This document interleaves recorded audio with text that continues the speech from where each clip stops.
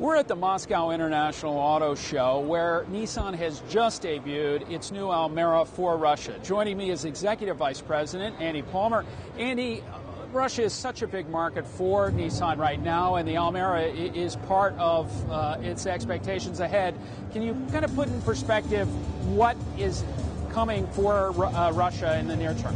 Well, I mean, yeah, I've got to first of all reiterate how important Russia is. I mean, obviously everybody knows it's part of the so-called BRICS, you know, Brazil, Russia, India, Indonesia and China. So it's obviously part of the big growth economies. But for example, we consider Russia to be part of Europe.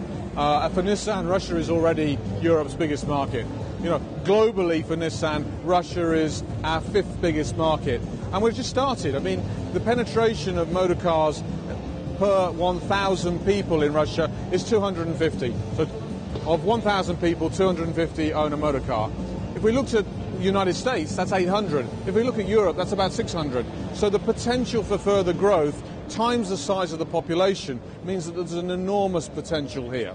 Now, what's interesting is so far Nissan has an excellent brand image, mainly because we've entered with vehicles like Tiana, we've got X-Trail, we've got Qashqai, we've got Patrol, we've got Murano, and we've created this aura around the brand. Now, obviously, our mantra is innovation, excitement for everyone. For everyone means that we obviously needed an entry car. And what we've created here is the entry car. And we've created the entry car specifically for Russia. Why? Why? Because there's some very specific needs in Russia. We needed a big car. We needed a very competitive price. We needed something that's capable of dealing with the road conditions here. You know, we've got 160 millimeters worth of ground clearance. We needed something that's capable of dealing with the weather here. You know, we've got special corrosion-resistant chrome. We've got 2 millimeters of steel underneath the compartment of the car to protect from stones. So we've completely re-engineered the car to meet with the Russian customer needs. Localization is a big part of the message, and that includes producing the cars here in Russia. Nissan is investing substantially in expanding output here. Can you tell us a bit what that rollout's going to entail? Yeah, look, you could never, I mean, this is a game changer in this market. This is a car that's going to compete with the Polo sedan. Okay, which is a B segment car. Look at the car. It's at least C segment in size. And if I was to open the back door, maybe I can open the back door, yeah? You know, it's cavernous. It has the leg room of a D segment Tiana. So the only way that you can possibly hope to create that, it means your cost base has got to be right. And the only way that you're going to get your cost base to be right is with heavy localization. Now, obviously, with the advantage that Nissan has is its collaboration with AvtoVAZ. Opens up a wide capability in terms of the supply base, but also, of course, allows us to manufacture this car on the new production line in Togliatti. And that's basically how we managed to engineer what is really a game changer. It's a C/D segment car at a B segment price, but basically thanks to heavy localization, thanks to the collaboration with AvtoVAZ. One of the big announcements earlier this year, not only involving Togliatti, was Datsun's intents for Russia and actually production at Togliatti as well. How large could this market become for Datsun as well?